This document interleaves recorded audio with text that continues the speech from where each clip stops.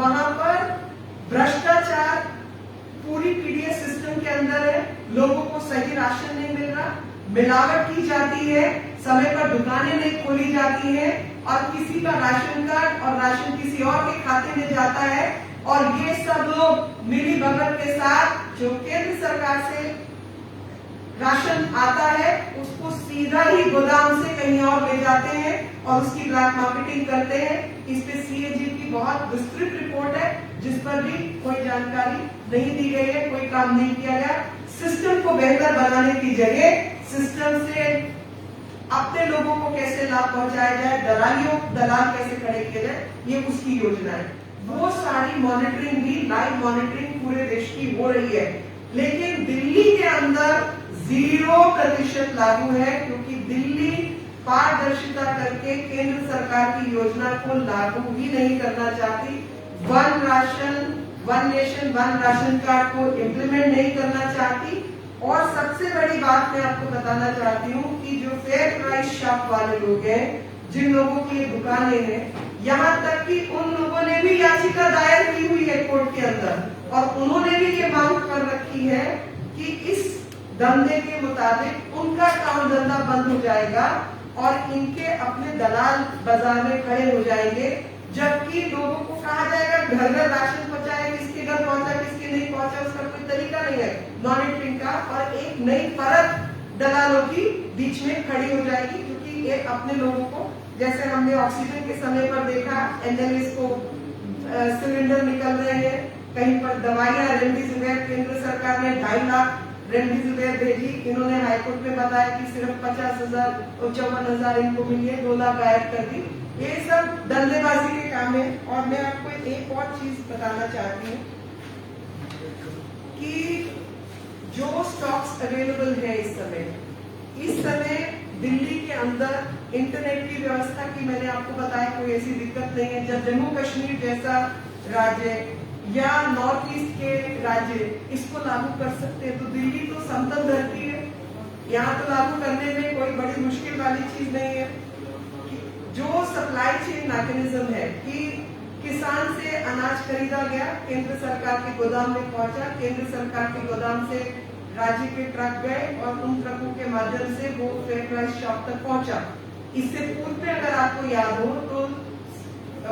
CAG की report के मुताबिक इन्होंने ऑटो रिक्शा तक के नंबर ट्रक में दे रखे थे। तो साफ तरीके से ये स्पष्ट है कि वहीं पे ये धंधापानी चला रहे हैं अपना, और जो ट्रक निकलता है केंद्र सरकार के गोदाम से वो ट्रक शायद, मेरा ये मानना है, फेयर प्राइस शॉप तक भी नहीं पहुंचा,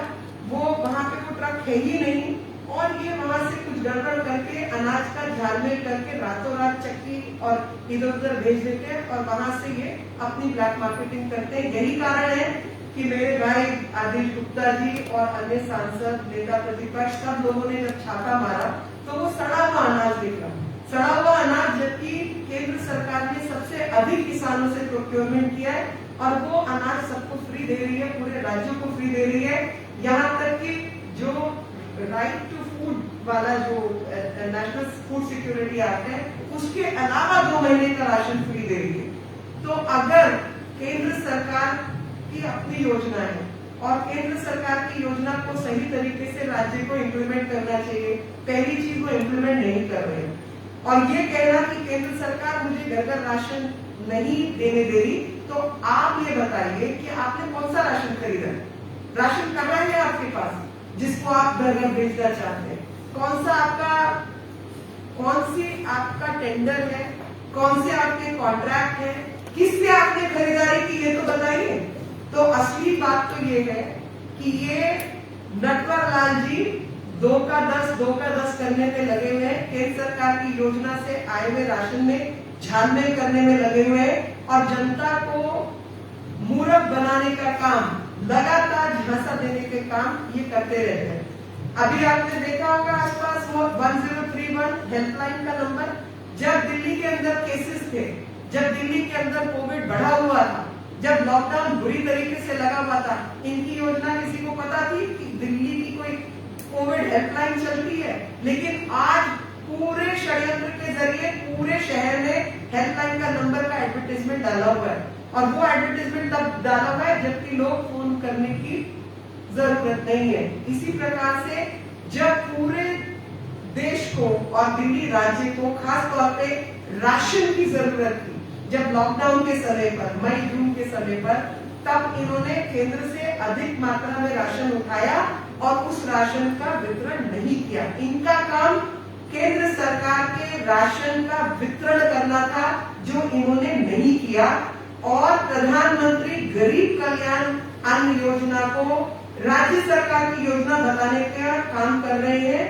जो प्रधानमंत्री गरीब कल्याण योजना है, उसका अन्न गरीबों के लिए प्रधानमंत्री जी द्वारा दिया जा रहा है, वैसे ही दिया जाएगा जैसा कि केंद्र सरकार तय करेगी।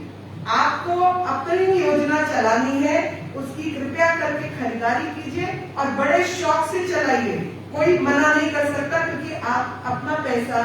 जब एडवर्टीजमेंट पे खर्च कर सकते हैं, जब आप अपने पैसे को चुनाव से ठीक पहले फ्री वो कर सकते हैं, तो आप अपने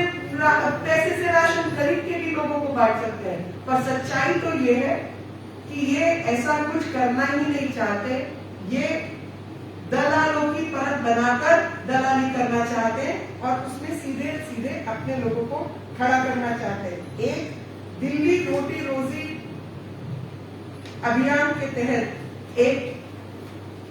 जो संस्था है, उसने रिट पिटीशन दाखिल की दिल्ली हाईकोर्ट के अंदर, और 27 अप्रैल 2020 में दिल्ली सरकार को हाईकोर्ट की क्या डायरेक्शन है? दिल्ली सरकार को हाईकोर्ट की डायरेक्शन है कि राशन की दुकानें ठीक से ऑपरेशनल हो, ठीक से वो चले, वहां से लगातार जो पब्लिक डिस्ट्रीब्यूशन सिस्टम के तहत राशन है वो बांटा जाए, और जो पॉलिसी केंद्र सरकार ने बनाई है उसके अधीन उसको बांटा जाए, उस अनाज को बांटा जाए। राज्य सरकार इस काम को करके दे और इंश्योर करे कि डिलीवरी और जो जरूरत है भोजन की वो ठीक से लागू हो, और राशन की दुकानें 9 बजे से लेकर 1 बजे तक सुबह खुलेंगी और उसके बाद 3 बजे से 7 बजे तक खुलेंगी, और 7 दिन दुकानें खुली रहेंगी। और ये आज तक बताएं कि कोर्ट की डायरेक्शन के बावजूद, जो कि 2020 की है, उसको इम्प्लीमेंट क्यों नहीं किया गया, और पारदर्शिता क्यों बढ़ाई नहीं गई? जो व्यवस्थाओं को ठीक करने का समय था, आपने वो व्यवस्था क्यों नहीं ठीक की? असली बात तो ये है कि ये कुछ काम करके राजी नहीं है, ये सिर्फ और सिर्फ अपना ब्लेम दूसरे के सिर पे मरना चाहते हैं। ये इनकी अपनी कमी है कि इस राज्य के अंदर जो छोटा सा एक शहर है, वहां पर भ्रष्टाचार पूरी पीडीएस सिस्टम के अंदर है, लोगों को सही राशन नहीं मिल रहा, मिलावट की जाती है, समय पर दुकानें नहीं खोली जाती है, और किसी का राशन कार्ड और राशन किसी और के खाते में जाता है, और ये सब लोग मिली भगत के साथ जो केंद्र सरकार से राशन आता है उसको सीधा ही गोदाम से कहीं और ले जाते हैं और उसकी ब्लैक मार्केटिंग करते हैं। इस पे सीएजी की बहुत विस्तृत रिपोर्ट है, जिस पर भी कोई जानकारी नहीं दी गई है, कोई काम नहीं किया गया। सिस्टम को बेहतर बनाने की जगह सिस्टम से अपने लोगों को कैसे लाभ पहुंचाया जाए, दलाल कैसे खड़े किए जाए, ये उसकी योजना है। बहुत बहुत धन्यवाद। Thank you. किसी का कोई सवाल?